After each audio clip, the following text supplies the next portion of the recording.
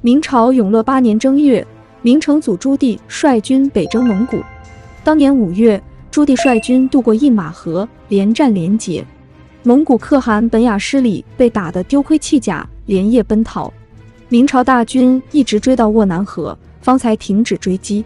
沃南河曾是成吉思汗发迹的地方，纵马于此，朱棣感慨万千。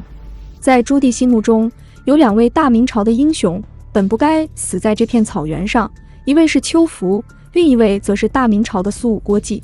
汉朝的苏武被匈奴扣押19年，仍不忘故国，他的事迹因此被人歌颂了2000年，郭季也一样。洪武20年，朱元璋会见了一位特殊的客人，此人名叫哈菲兹，自称来自西察合台汗国，他受该国驸马的派遣，给大明朝进献15匹马和2头骆驼。由于路途遥远，朱元璋并不知道西察合台汗国已经灭亡，他命礼部接待哈菲兹一行人，并赐金银，然后将人送走。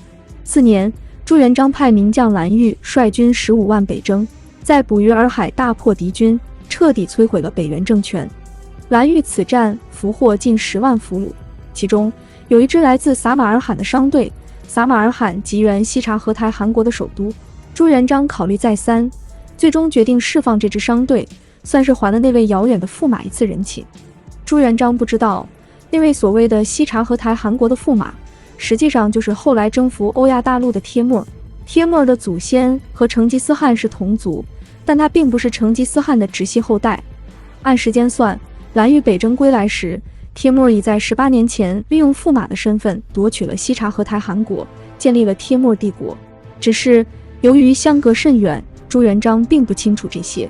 此时的帖木正在与金帐汗国和俄罗斯民族进行双线作战，他害怕明朝借机会收复汉唐所属的西域故地，更不想同时面临3个强敌，因此才派人向明朝示好。实际上，若不是空不出手，他也想试着征服一下大明。派人给朱元璋进献礼物，只是权宜之计，没想到引起了朱元璋的误会。朱元璋认为这个驸马比较识趣，便有了交往的打算。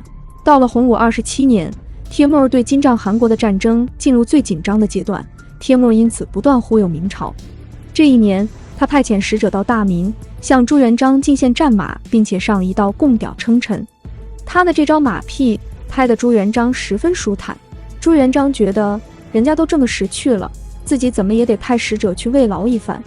于是郭季便出场了。当时西域战乱不断，大臣们都不愿意去，朱元璋只得挑了2位年轻人带队，一个礼部给事中富安，另一人便是郭季。富安代表朝廷和礼部，而郭季通晓蒙古语和波斯语。除此之外，朱元璋还派1500名士兵护卫他们，加上100余车礼物，浩浩荡荡离开南京，前往中亚。富安、郭季等一行人出发之时，正是洪武28年初。此时，帖木正在而今的格鲁吉亚一带进行残酷的屠杀和破坏。为了避开北元骑兵，大明使团没有选择走直线，而是选择从酒泉嘉峪关经新疆罗伯湖附近，出伊犁，再往西行3000里，终于来到了撒马尔罕，也就是今天乌兹比克斯坦的第2大城市。这条出使之路，郭季等人走了2年多，一路都是荒凉险峻的戈壁沙漠，使团的成员在路上损失了几十人。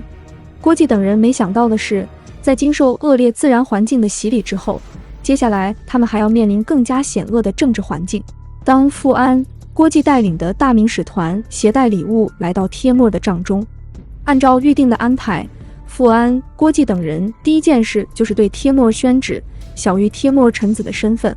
但是这个流程被帖木果断拒绝了，他礼物照收，绝不称臣。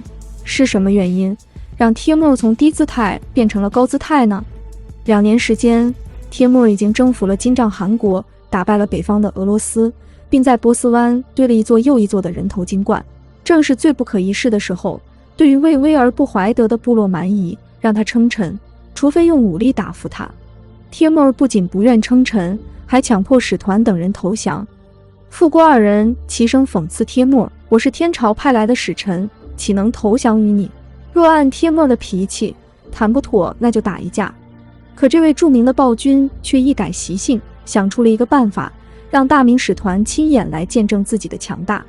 于是接下来富安、郭季等人被帖木儿的大军带着到处旅游。在帖木儿的控制下，郭季等人用6年的时间，亲眼见到了波斯、突厥、阿拉伯、印度等多种文明。虽说是公费旅游，但却被导游要求强行消费，实在是度日如年。明朝这边因为始终不见富安、郭季等人的消息，朱元璋又派了大臣陈文德率领使团来寻找富安等人的下落。结果陈文德也被帖木儿扣留。这一年，2批明朝使团在印度相遇，他们看到的是帖木儿大军正在横扫苏丹国的首都德里。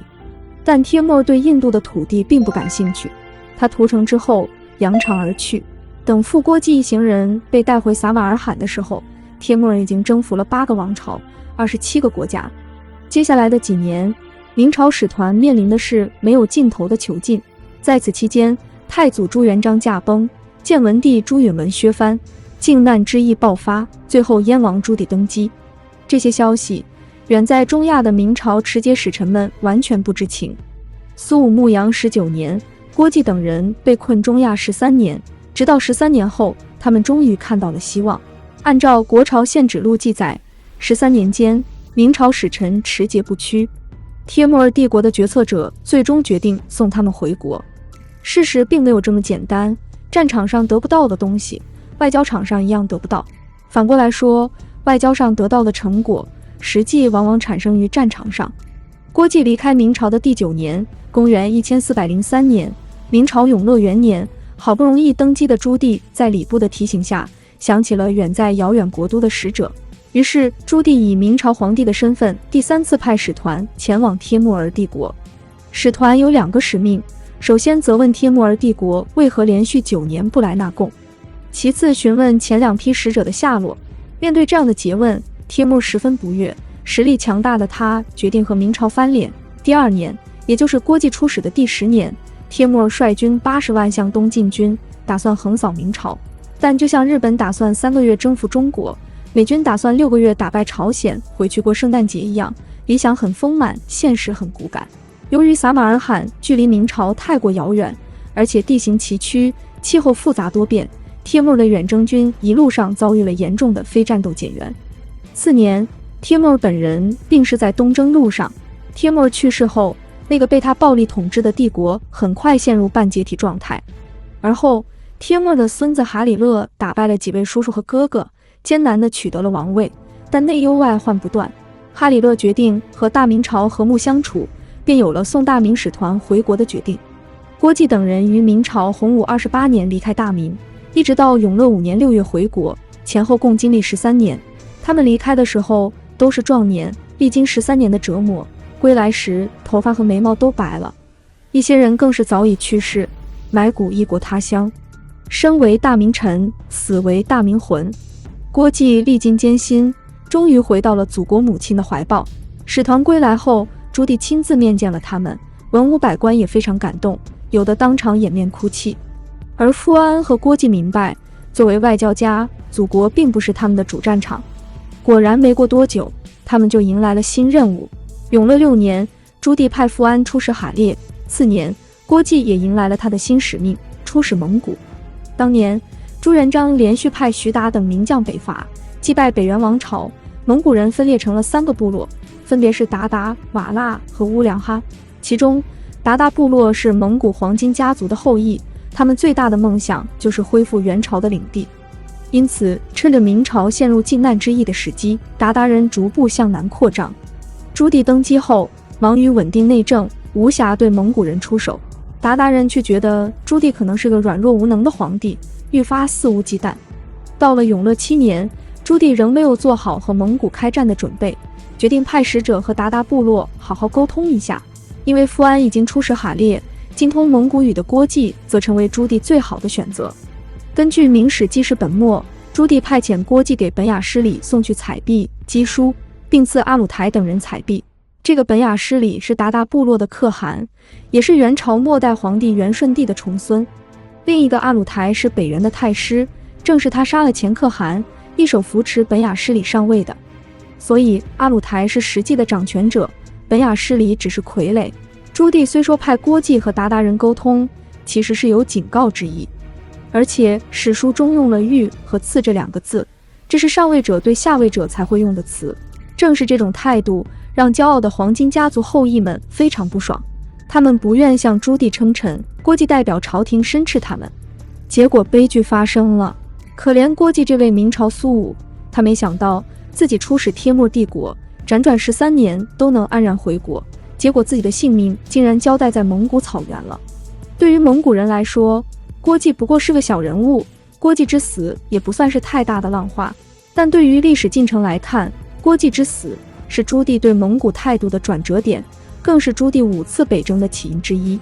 没多久，郭季之死的消息传到了明朝。据《明太宗实录》记载，朱棣闻讯大怒道：“朕本想以诚待之，没想到他们竟然杀我使臣，抢掠财物，还敢如此放肆！这样的敌人，必要除之后快。”接下来，朱棣齐国公丘福为大将军，派武成侯王聪为左副将军，同安侯火真为右副将军，晋安侯王忠、安平侯李远为左右参将，率军10万北征鞑靼。临行前，朱棣千叮咛万嘱咐，让丘福不要冒进，但丘福立功心切，最终中了鞑靼人的埋伏，一攻4侯，加上10万大军全军覆没。先有郭季被杀，后有丘福之死，这2人的结局让刚登基仅7年的朱棣颜面尽失，也让他决定要御驾亲征，不破鞑靼誓不班师。《战国策》里有句话：天子一怒，伏尸100万。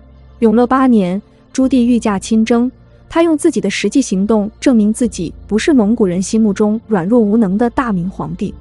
永乐大帝的军事天赋不是盖的，在他的带领下，明朝大军势如破竹，在沃南河、本雅失里几乎全军覆没，仅带7位随从逃跑。而后，朱棣又4次北伐，鞑靼、瓦剌、乌梁哈3族皆不敢南下牧马，为接下来的仁宣之治打下了坚实的基础。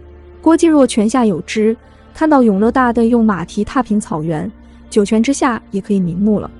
郭季虽然在历史上名气不大，却是个英雄。纵观史书，大事件里总有几个殉道者，因为有他们的存在，煌煌青史虽然只有轻轻几页，却重于千钧。